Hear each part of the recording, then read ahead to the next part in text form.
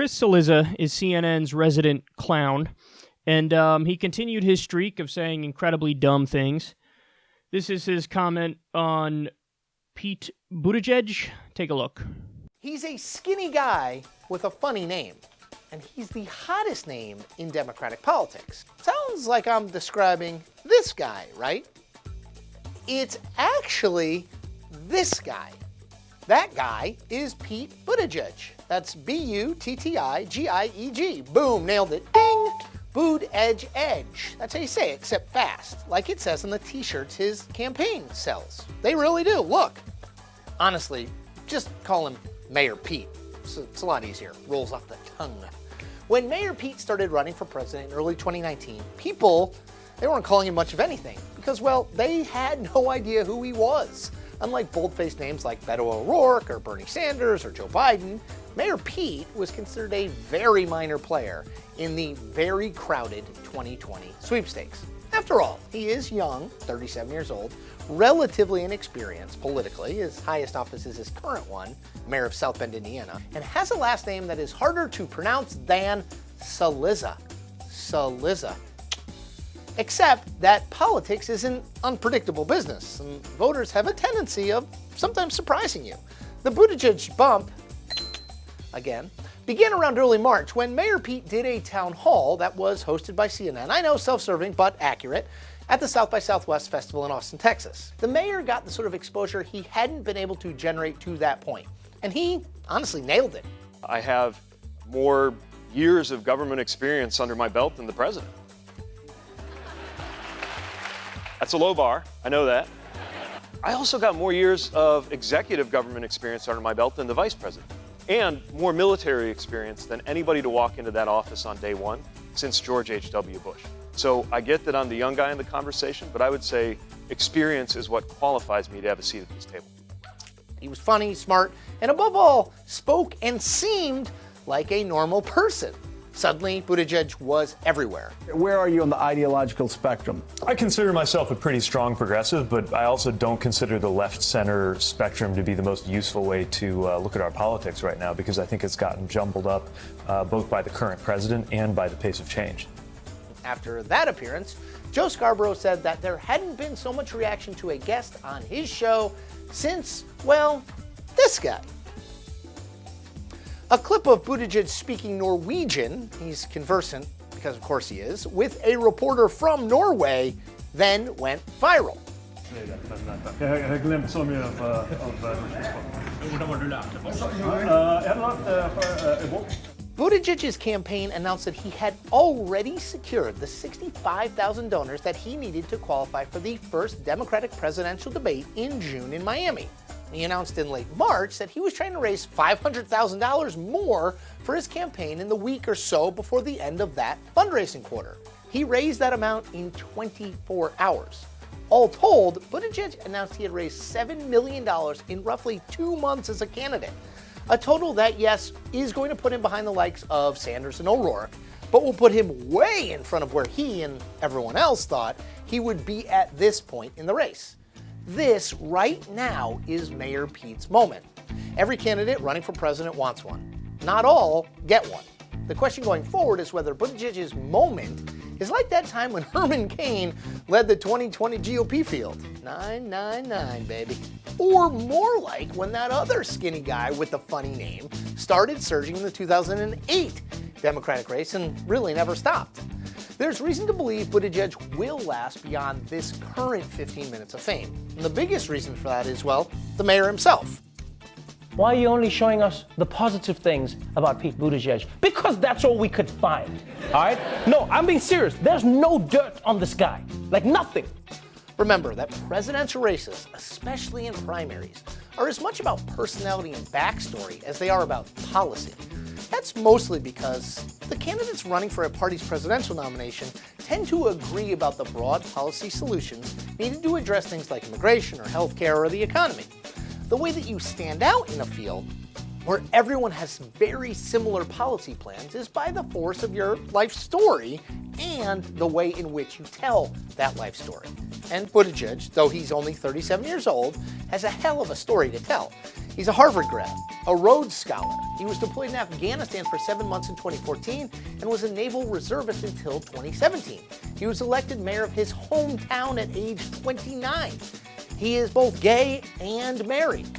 In short, there's lots of there when it comes to Mayor Pete. His surge has been fueled less by some catchy slogan than by a genuine excitement among Democratic primary voters about his personal story and candidacy.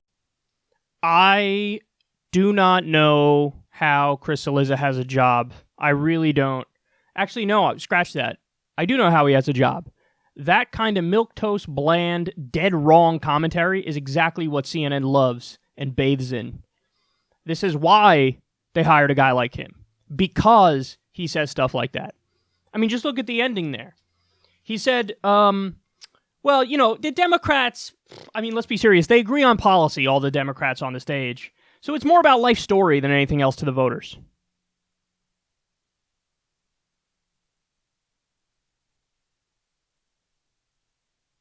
Citation needed, dog. What are you talking about? It's more about life. No, the Democrats are uniquely hyper-focused on policy, especially this election cycle. Are you kidding me? That's what it's all about. How else could a 77-year-old dude with bad posture, a Jewish atheist with a strong New York accent, how could he be the front runner? Is everybody just like, oh, Bernie and his sex appeal? No, it's because his policies stand up above and beyond the other candidates. I mean, seriously? We're having this conversation? He just said the Democrats agree on policy. Really? So Amy Cloudboot-Jar and Bet on My Stork have the same policies as Bernie or Tulsi or Elizabeth Warren? I mean, that alone is so embarrassing and proves you're so bad at your job that alone, if we had a system that made sense that was a meritocracy, your bosses would be like, Chris, we got to let you go, man. We can't let such an egregious error like this slide. I mean, there's a giant difference on stage between all the candidates, by the way. It's not just saying that Bernie is a lot different from the worst candidates like Amy Cloudboot-Jar. No. It's each candidate brings something very unique and different policy-wise. Andrew Yang's big thing is UBI. Tulsi Gabbard's big thing is ending the regime change wars. Elizabeth Warren's big thing is Wall Street regulation and a progressive economy and progressive taxation. Bernie Sanders' big thing is virtually the entire progressive canon, so Medicare for all, free college, living wage, so on and so forth. So, how can you say something? I could talk for an hour just on how dead wrong that comment is from Chris Cillizza. Honestly, he should come out and apologize and correct the record. They largely agree on policy. They largely agree on policy? The Democratic candidates largely agree on policy? What planet are you living on, dude? Unbelievable. And then he goes on to say, well, so mostly what people care about is their life story. Citation needed again. What the fuck are you talking about? And then you heard what he described as, there's a lot of there for Pete Buttigieg. What does he cite for that? He's a Harvard grad, he's a Rhodes Scholar, and he's gay. So in other words, identity politics, yay! Forget policy, he's gay. So check, that's a leg up above the other candidates. I mean, what a caricature of what somebody on the left is supposed to think. Like, let's do no critical analysis, and just like in 2016, Hillary's a woman! Oh, she's a woman! She's of the other gender! Yes! Yes! One leg above the other candidate. She's a woman. The fuck is this, man? He's gay, he's a Rhodes Scholar, and he's a Harvard grad. So in other words, he's an elitist, and he's gay. These guys have become a parody of what we say they are. The corporate media idiots in their ivory towers looking down on everybody else. Like, that's what this is. Really? Is that supposed to pass for solid analysis? Is everybody supposed to go, well, I wasn't sure about Pete Buttigieg, but, I mean, let's be serious here. He's a Rhodes Scholar and a Harvard grad, and he's gay. He's got my vote. Jesus Christ. Now, of course, since this is Chris Cillizza, notice what he just flat out didn't bring up, policy. He didn't bring it up. In his whole fucking segment, doing a puff piece on Pete Buttigieg, he doesn't bring up policy. Not once. What does that tell you, by the way? Like, oh, God, I love this guy. This guy's having his moment. Moment in the sun. Isn't he amazing? Tell me how amazing he is. Isn't he great? Look, we're doing a segment. Isn't he wonderful? Isn't he wonderful? Weird. Why are you not bringing up any policy? I'll tell you why. Here's what Jeff Stein says, who's done a great job reporting on this stuff. Pete Buttigieg's policies per AIDS. Electoral reform, DC statehood and no electoral college. Plan for automation's impact on jobs. Very specific there, huh? Improve U.S. cybersecurity. Comprehensive climate change plan. Equality Act. Medicare for all, but keep private insurance. So, very similar. All the candidates are so similar on these issues. Are you kidding me? So what he supports is public option. He supports a public option. Doesn't support Medicare for all. He supports, at best, Medicare for America, which is a public option type thing, which is Beto O'Rourke's idea, which is not Medicare for all. It keeps the for-profit health insurance companies being a main part of our health insurance system, and they're the problem. They're rapacious for-profit middlemen that act like a mafia. Bernie says, let's get rid of the mafia. You can still get supplemental private care, but the default is everybody covered. So, but these guys say, kind of cool with the mafia being in place. Now, furthermore, we covered the story in Vice where Buttigieg was asked, like, a Vice reporter followed him all day, and he's like, dude, you know, I see you talk very progressive, but you don't bring up, like, policy specifics. And Buttigieg's answer was like, that's right. I think Democrats focus too much on policy specifics. I'm not in favor of doing that. What? And then, I found out yesterday, okay, he just came out against free college. The more you learn about this guy, the more you're going to be like, oh, I see what he is. By the way, Nathan Robinson from Current Affairs, great magazine, by the way, he did a comprehensive look at Pete Buttigieg and his career and his life, and he read his book and all that stuff. I'm going to leave that article in the video description box here. You should all read it. Very detailed, very long, goes into specifics with all the problems about Mayor Pete, okay? But it's comprehensive, and you need to take a look at it because this is the type of thorough analysis that CNN should be doing, but they would never do. So credit to Nathan J. Robinson over at Current Affairs. I'm going to leave that article about Pete in the video description box. Take a look and read the entire thing. But I just found out yesterday, he came out against free college. He originally said he was for Medicare for all, then he started hedging recently and said, but keep private health insurance. So again, edging to the right. And then the other thing I learned, and this was the final straw for me. I mean, the policy thing really was the final straw for me when he's like, policy schmolicy, we'll figure it out. We don't want to box ourselves in. What the fuck are you talking about? He spoke out against Chelsea Manning. Oh, okay. Yeah. Strike one, you're out. I'm done with you. You spoke out against an American hero, Chelsea Manning, who leaked information that showed us our government was murdering civilians with our money in our name and laughing about it. That's who you're going to speak out against, Chelsea Manning. That's what you're going to do. And fucking Trevor Noah in that clip, who Saliza cut to, we couldn't find anything bad about this guy. Jon Stewart is rolling over in his grave right now. I know he's not dead, but he's rolling over in his grave right now. Because Trevor Noah has turned that fucking show into a dumpster fire of establishment groupthink liberal thought. That's all it is. It's not edgy. It's not leftist. It's not truth-telling. It is just fucking down the line liberal. You can see this. It's MSNBC with a couple of bad jokes sprinkled in. That's what it is. Sorry, Trevor, but it's true. You're not edgy or truth-telling. And Trevor Noah used to be like that, but then there was some PC outrage over some offensive jokes he told, and he immediately caved and started acting like a little establishment bitch. And that's where he is right now. And there you go, man. There you go. This is Chris Saliza. And notice something. This is important, too. Bernie Sanders has been the front runner since the beginning. How many positive pieces have you seen about Bernie Sanders in mainstream media? How many positive pieces have you seen? If there are any, I miss them. Maybe there's 5 or fewer, but I've seen 0. So, no. In fact, they just did hit pieces. We'll get to some of them later, but they just did hit pieces, comparing him to Donald Trump. Okay? So, Bernie Sanders is the front runner. No positive coverage. Pete Buttigieg charges to up to like 4th place in the polls, and there's already been like 14 fawning articles and think pieces about him. Oh, Mayor Pete! Oh, Mayor Pete, you've got a whopping 9% in the polls. You're going to be a force to be reckoned with.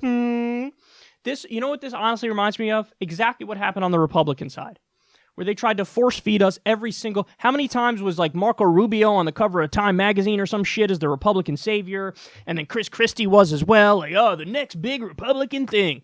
All these magazines of all these Republicans where they try to say, how about this one? Take this establishment one because they're not going to rock the boat too much. And then the voters, even on the Republican side, were like, fuck off, we don't like them. And then eventually they got Trump. And my guess is that Bernie Sanders will kind of curb stomp his way to the nomination, even with a lot of the biases against him. And in a weird way, they might actually help him. Because now there's people get really riled up when they see how unfairly he's treated. And then that makes people support Bernie more. And what were they talking about? Mayor Pete raised $7 million or something like that. How much money has Bernie raised? $18 million. From, ready for this? 900,000 individual donors. That leaves everybody else in the dust. I mean, that's like, nobody's even close. But does Chris Cillizza do fawning pieces on Bernie Sanders? Nope, he's done none. In fact, he's done the opposite. He took part in the hit campaigns against him. So this is buckle up, because this is what's going to happen for the rest of the election. But the thing that gets under my skin the most is, like, Chris Cillizza and CNN are convinced that this piece on Buttigieg, or as we call him, Pete Buttigieg, they think it's like objective. Like, no, me? Who, me? No, I don't have an ideology at all. I'm just telling it like it is and giving like a dry, a dry factual piece on this wonderful candidate who's charging. That's all it is. No, the reality is you have a perspective. It's a pro-establishment perspective, and you're massively biased in that direction, but you pretend like you're objective when you're not even close to objective. Let me ask you, would an objective person have said there's basically no difference between the Democrats on policy? So obviously voters are going to look at personal story. That's not an objective thing to say. That's an insane thing to say. That's a factually wrong thing to say. But he's the one that's got the job on CNN.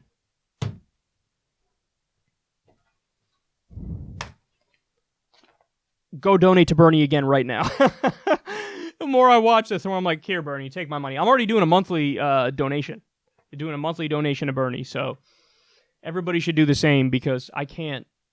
And the crazy thing is, policy's enough. Buttigieg is a centrist, but the fawning media attention over these characters makes me dislike them even more because it's unearned praise.